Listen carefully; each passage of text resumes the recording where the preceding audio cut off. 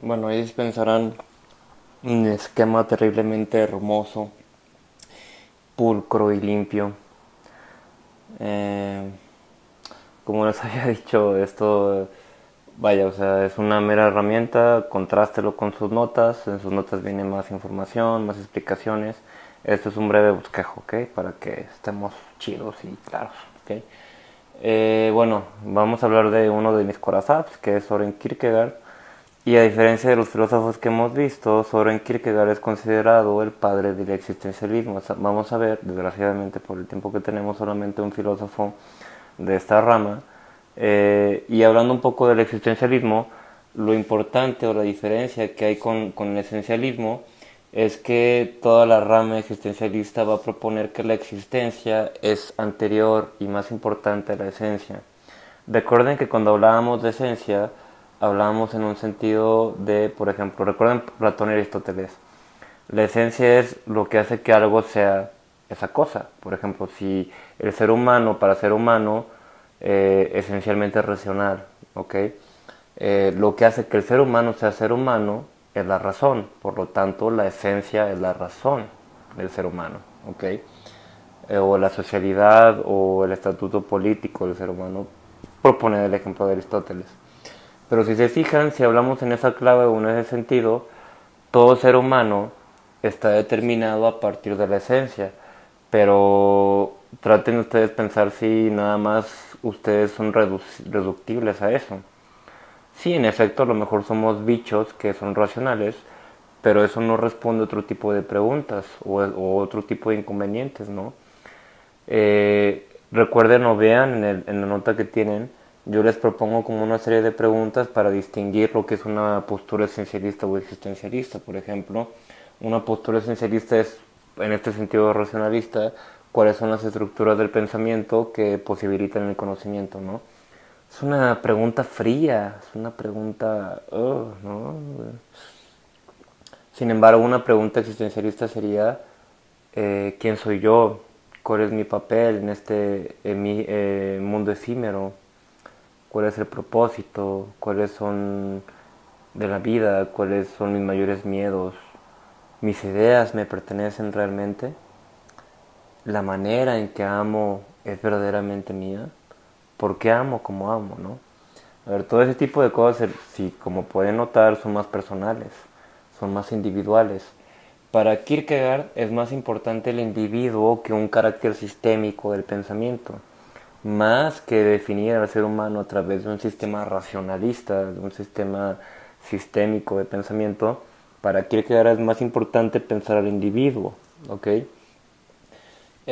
Por ende, siempre el individuo va a ser considerado en su libertad, ¿ok?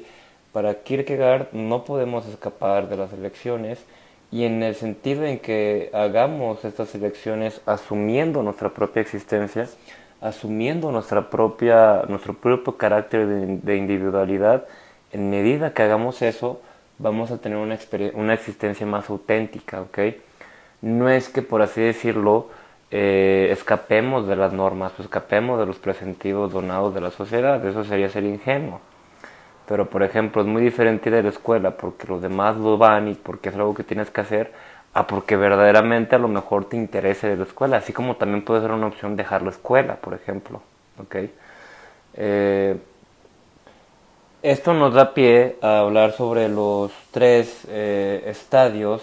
Ojo, cuando hablo de estadios hablo de eso, de estado, ¿ok? De tres estados que tienen la existencia. Esos tres estados es el estadio estético, el ético y el religioso, ¿ok? Como se pueden dar cuenta, bueno, aquí mi fabulosa letra dice crisis existencial. Entonces, por decirlo de un modo, el paso de un estadio a otro implica una crisis existencial, ¿ok? E implica también una angustia. Me imagino que no debo de usar tantas palabras para explicar lo que una crisis existencial es, porque ustedes, no sé si la han vivido, pero pues creo que podemos darnos una idea de que es una crisis existencial. Hago énfasis en esto porque precisamente así se va viviendo la filosofía de Kierkegaard. Muchas veces la filosofía se vive, ¿no? Más que entenderla, y este es un gran ejemplo, ¿no? Este pensamiento de Kierkegaard es un gran ejemplo para eso. uno entiende los conceptos porque los ha vivido, uno ha vivido crisis existenciales. Entonces, bueno, el estadio estético primeramente sería un estadio de impulsos, sensaciones, deseos, un estadio donde los impulsos son más importantes y no hay leyes morales, ¿no? Donde no me importa actuar correcta o incorrectamente, donde no me importa si es bueno o malo lo que estoy haciendo. Kierkegaard pone como máximos representantes de este estadio estético a don Juan Tenorio y a Faustus o a Fausto de Goethe, ¿ok?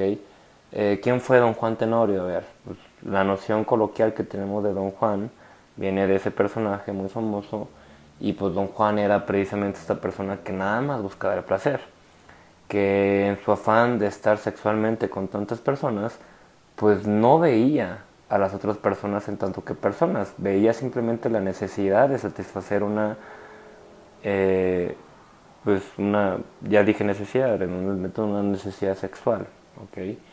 Es más importante el egoísmo de mis deseos y mis impulsos que lo malo o lo bueno que eso lo pueda ocasionar a la otra persona, ¿no? Lo mismo pasa con Fausto. Fausto, leanlo algún día, o no sé si ya lo leyeron, pero es una obra de Goethe en la que, bueno, Fausto se ve impedido de obtener todo el conocimiento y todas las sensaciones del mundo y termina haciendo un pacto con el diablo. Termina haciendo un pacto con Mefistófeles.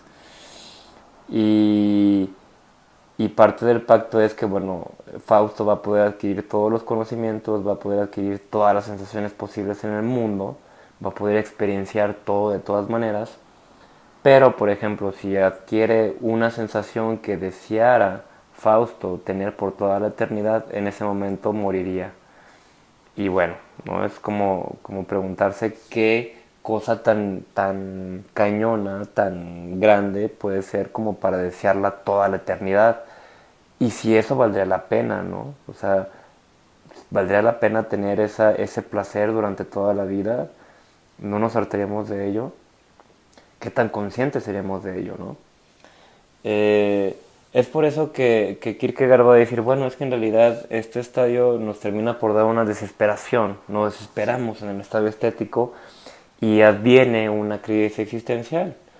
Esto nos da paso al estadio ético que tiene que ver con las reglas y normas morales y racionales, con la consistencia de la vida. Bueno, si aquí no había una consistencia de la vida y nada más, ni siquiera había un yo aquí, o sea, aquí no me importaba tanto que las cosas consistieran o que las cosas tuvieran cierta consistencia, mientras yo satisfaciera mis deseos, pues todo bien, pero aquí no, aquí es bueno, esto no me basta, pero hay que buscar sí una consistencia de las cosas, por ende hay que hacer reglas, hay que hacer contratos, hay que hacer cosas que den estabilidad, la palabra es estabilidad, y por eso Kierkegaard va a decir que lo más importante va a ser el matrimonio, o sea, va a poner como ejemplo de la norma social por antonomasia y moral y racional al matrimonio.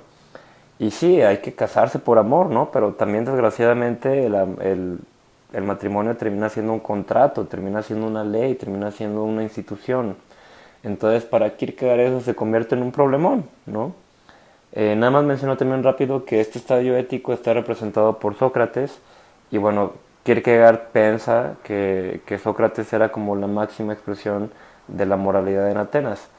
No comparto mucho esa visión, tiene algo de razón en efecto, a Sócrates le importaba la filosofía moral, pero eso no quiere decir que en mi opinión Sócrates eh, fuera encasillado bajo esta perspectiva del estadio ético nada más, ¿no?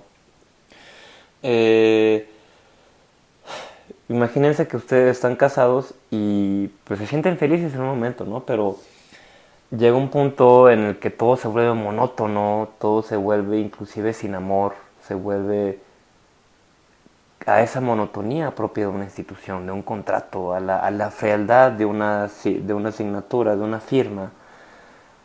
Entonces, para Kierkegaard en el matrimonio te sientes desesperado también, te sientes con una crisis existencial, te sientes miserable. Y también, por ejemplo, si intentas ser muy apasionado en tu matrimonio, lo cual pues, creo que está bien, pero también si intentas ser muy apasionado tienes el riesgo de perder esa consistencia y de volver a caer en este estadio. Así que la conclusión de Kierkegaard es, bueno, te caes o no te cases, vas a tener una crisis existencial, vas a volver a tener angustia. Ahorita voy a explicitar un poquito más el concepto de angustia. Es por eso que viene otra crisis existencial y la moral no basta, simplemente no basta con cumplir con la moral. Hay un estadio más profundo que es el estadio religioso y ojo, antes de que hablemos de religiosidad o de cualquier cosa, no hay que entender a Dios en Kierkegaard como este ente suprasensible que es muy lejano y que le da sentido al mundo de una manera metafísica y lejana y como por obra de magia, no hay que entenderlo de esa manera. Por el contrario, Dios para Kierkegaard es un ser y que implica una relación muy personal. En primera, una relación muy personal y muy enigmática, ¿ok? Para Kierkegaard la figura de Jesucristo es primordial, pero por decirlo con confianza no hay que entenderlo de una manera en el sentido peyorativo de ser mocho. Kierkegaard no era un mocho, de hecho se peleó con la iglesia danesa de su tiempo y fue una pugna que duró muchísimo tiempo. Entonces, antes que ser un ser impersonal, alejado, Dios es un ser personalísimo, es una relación súper personal con Él. Y precisamente esta relación tan personal con Él nunca presupone una certidumbre. Muy contrariamente uno pensaría, bueno, es que Dios es siempre seguridad. Para Kierkegaard no. Para Kierkegaard lo que venga de Dios es una completa incertidumbre y precisamente por eso hay que tener fe y hay que dar un salto de fe. Voy a explicar esto con, no sé si han leído, o espero que sí, por la tradición judeocristiana que tenemos, el mito de Abraham y de Isaac, o bueno, no es un mito, pues, sí, esta cuestión bíblica de Abraham y de Isaac, en la que, bueno, a Abraham se le pide sacrificar a su hijo Isaac. ¿Qué harían ustedes si Dios les pide sacrificar a su propio hijo? Yo en lo personal diría, ni más, pues claro que no, ¿no? O sea, estás loco, ¿no? Y pierdo mi fe si quieres, y destiérrame y mátame, ¿no? Pero pues no. Y en este sentido, Abraham no quería matar a Isaac. O sea, Abraham, de hecho, cuando está a punto de matar a Isaac, pues está arrepintiéndose. Abraham está triste. Abraham, en realidad, no sabe por qué Dios le pide esto, ¿sabes? No sabe por qué Dios le está requiriendo que sacrifique a su hijo en pos de él. Y Abraham no quiere, Abraham va en contra de sí mismo, ¿no? Y llega un momento en el que, bueno, llega el ángel y le dice, oye, Abraham, tranquilízate, fue una broma, ¿no? Y es un prank show, ¿no? No estamos en la vida real, ¿no? Esto no es un... No, es broma, o sea, llega el ángel y le dice, no, pues calma, ¿no? No te alebrestes. Entonces, a pesar de que Abraham fue en contra de sí mismo, tuvo fe en Dios. Imagínense la radicalidad de esa fe. En ese tipo de radicalidad estriba la importancia de la fe. Es fe en lo desconocido y en aquello que no entendemos, en aquel que no entendemos, en aquel que nos puede pedir que matemos a nuestro hijo. A ese punto llegó Abraham, en tenerle fe a alguien que le diga eso. Se necesita mucha fe para hacerle caso a alguien que te diga mata a tu hijo, ¿me voy a entender?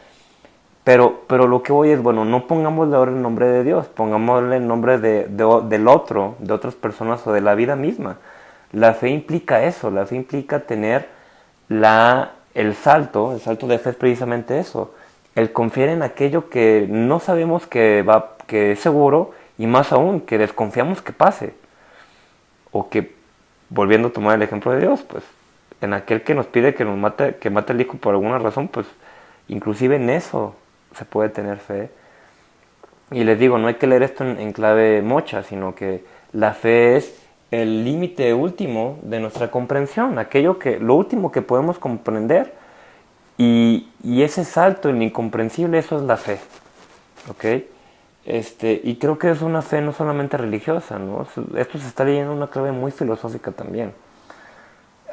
Ahí donde ya no entendemos qué está pasando, ahí donde ya no entendemos qué va a pasar, cuál va a ser la consecuencia, ahí cuando decidimos algo y no sabemos si es una buena decisión o es una buena elección, ahí hay fe, ahí hay un salto de fe y es un estadio religioso, ¿okay? Por eso digo que hay que ser cuidadosos, ¿no? O sea, religioso, sí, pero también se lee en clave vital esto, ¿no? Es en un estadio muy vital, ¿no? Eh, pues bueno, eso sería la fe, ¿no? El salto de fe sería eso, sería el último límite de aquello que puedo comprender y arroparme en aquello de lo cual nunca estaré seguro, ¿no? Y yo les preguntaría a ustedes, como Peña Nieto, ¿no? Que ¿y ahora quieren ustedes, no? No, les pregunto, o sea, bueno, les pregunto, eh, ¿alguna vez han tenido un acto de fe? O sea, ¿qué acciones en su vida han sido tan radicales para desconfiar de eso y aún así actuar para eso, ¿no? Me... Por poner un ejemplo muy tonto, ¿no? O sea, pues me hice el tatuaje, ¿no? Y hasta ahora no me he arrepentido, ¿no? Y tengo fe en que no me arrepienta, ¿no? Por ejemplo. Cada día, sin embargo, tiene una nueva significación para mí. Y a lo que voy es, bueno, o sea, uno se arroja, ¿no? A las cosas. Uno se arroja también a lo incomprensible y por eso tiene fe, ¿no? La fe surge de lo incomprensible, de aquello que no se tiene, de aquello que se duda. Fue muy mal ejemplo del tatuaje. Pero bueno, de aquí viene pues otra distinción finalmente que es muy importante, la distinción entre la angustia y el miedo. La angustia, como veían, se tiene en todo este tiempo y también se tiene aquí. ¿Por qué? Porque aquí se va ejerciendo la libertad del individuo particular. Tenemos angustia precisamente porque somos libres. La angustia siempre es algo indeterminado, algo que es una sensación de vértigo que no podemos explicar. Eso se contrapone se diferencia del miedo en que el miedo siempre es determinado. Voy a decirlo así, imaginen que ustedes están en medio o están a punto de saltar hacia un abismo, ¿ok? Están en el precipicio, ¿no? de una montaña, ¿no? Y están por saltar. Ustedes pueden imaginarse qué sería saltar. Pueden tener un miedo hacia eso. Pueden imaginar y relacionarlo con otras experiencias que han tenido. Sin embargo, el hecho de tener angustia es el hecho de actuar, es el hecho de aventarte. Y el hecho de aventarte nadie te lo ha dicho cómo es. No sabes cómo es aventarte al precipicio, no sabes cómo es aventarte al abismo. Eso es como una metáfora de la angustia. De hecho aquí la fe también está rodeada de angustia, precisamente porque no sabemos qué va a pasar, no sabemos cómo es aventarse al precipicio. Metafóricamente Abraham se aventó al precipicio al confiar en Dios, al tener fe. Pero ¿cuál es la valía de esta fe? Que probablemente pueda reformular toda nuestra existencia. Así como Dios reformuló la vida de Abraham, muchas veces en los actos de fe o en los saltos de fe y de mucha angustia, de aquello que en última ocasión no comprendemos, a lo mejor es el acto de mayor autenticidad que podemos tener. ¿Me voy a entender? Es la paradoja de la existencia. El mayor acto de existencia que a lo mejor podemos hacer en nuestra vida es aquel que no entendemos, aquel que no comprendemos, y sin embargo reformula todo lo que hemos vivido. Aquel que vive actos seguros, actos de existencia seguros, no está viviendo auténticamente porque ya sabe lo que va a pasar, o tiene mucha potestad y mucho control sobre lo que va a pasar. Y eso no implica angustia, eso no implica fe. Pero cuando tenemos fe o cuando tenemos este salto de fe y de angustia, es cuando a lo mejor todo empieza a cambiar y cuando la existencia se ve reformulada. Y como les decía, eso no es como si hubiera una fórmula matemática, ¿no? Uno no sabe qué va a pasar cuando se cae al abismo. Y bueno, eso sería todo. Espero que les sirva mucho, ya se extendió mucho este video. Bueno, cuídense mucho, bye.